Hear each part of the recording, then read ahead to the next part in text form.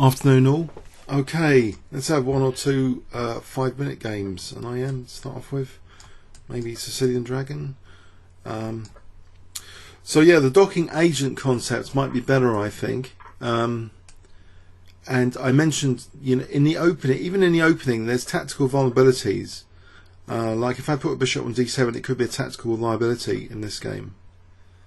Like I will do now, in fact.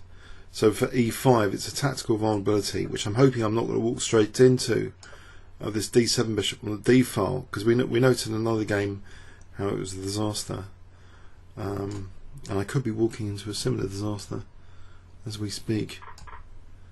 So e5, I've got to keep calculating it for g5 and then e5, because g5 will loosen d7 as well. So it might actually be the time for bishop e6. If I play bishop e6, yeah. I prefer it when bishop c4 isn't played, actually, for the quick d5. I think I like that better. Here though, there's still pressure on for e5 because my queen is a bit loose. So knight e6 and e5 might actually win a pawn. There's knight e8. Maybe bishop e6 is okay.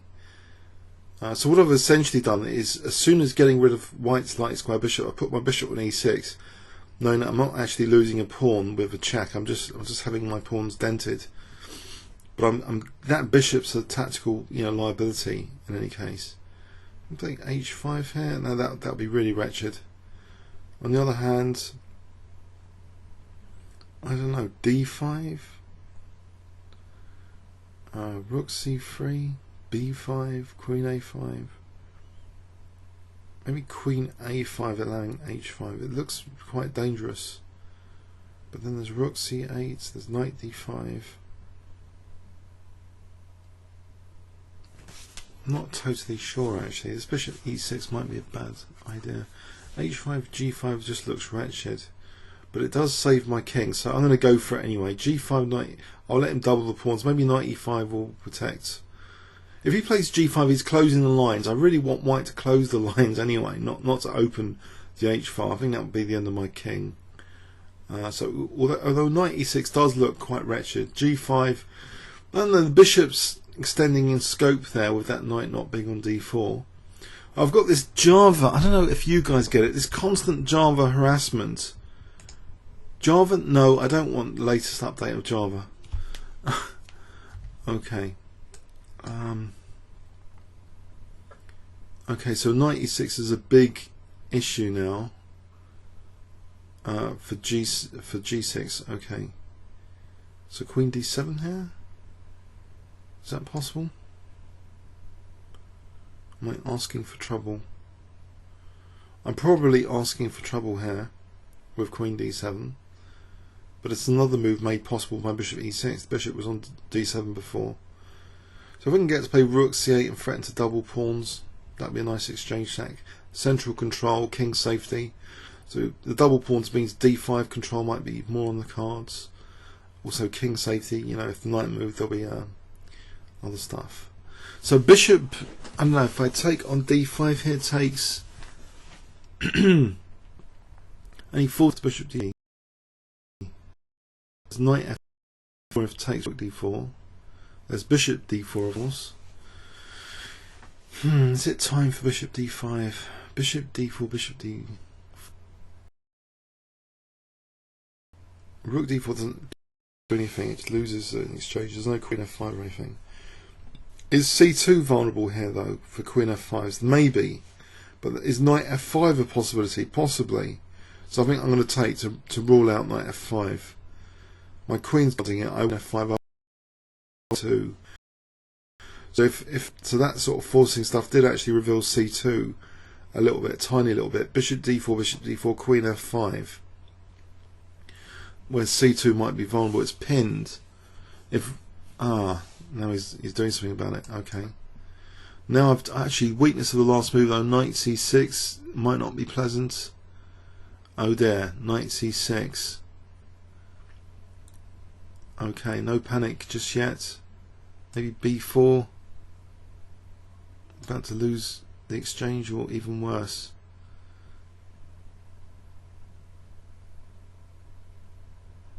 So what's going on here? Forcing moves. Queen f5 check. Rook c6, queen f5. E6. Maybe e6 if it takes queen c6. E6 sort of interesting, so I'm going to play it.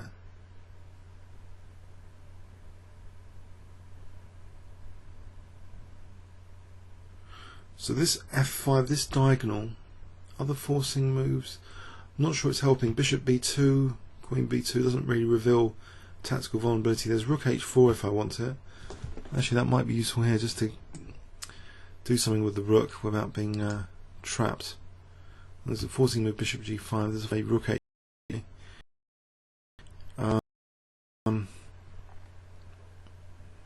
Or rook h3. I can protect with this diagonal soon of queen g2. I've just lost the exchange. Ouch. And he's on d6 as well. So this looks like disaster. It is a disaster. And the exchange down. About to be mated with rook d8. Okay, I have to give my king g7. So I'll try and pick up f3. Not going so well so far in this dragon. It's got to be said, but I can pick up f3. Maybe rook f2 will be a forcing move for rook b2. Then try and get the knight in. So maybe knight g3, knight e2, knight c3. So rook f2 first. As long as I'm not getting mated with bishop move. Rook f5 for a moment. Mind you, check is looking dangerous. Maybe knight g7 or king e8. King e8 probably. I'm get out of trouble here. Oh, I'm going to go into rook e5 if I'm not careful. So knight f4. There's rook e5 and bishop f4. Oh, cool. Blimey. Can I support this structure? Looks fairly dangerous now. Knight g3, is that possible? For knight e4? It looks as though he's got all the forcing moves with rook e5 and rook d8. Rook e5 and bishop c3 and bishop h6. Okay. So I'm forcefully being weakened. Can I get my king into the game with king f7? Okay, that's something. Off the dark square. I can get, okay, what forcing moves here? Knight f1 could be useful. I'll try that. Attacking the bishop.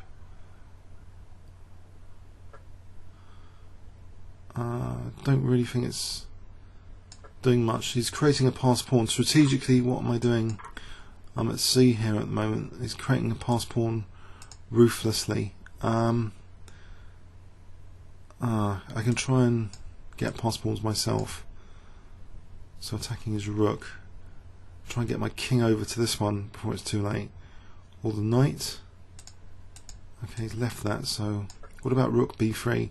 Try and chase his pass pawns. Now just thinking pass pawn time. Try and get behind his pass pawns. Or get his king exposed somehow. No. Now I'm in big trouble. Whoops.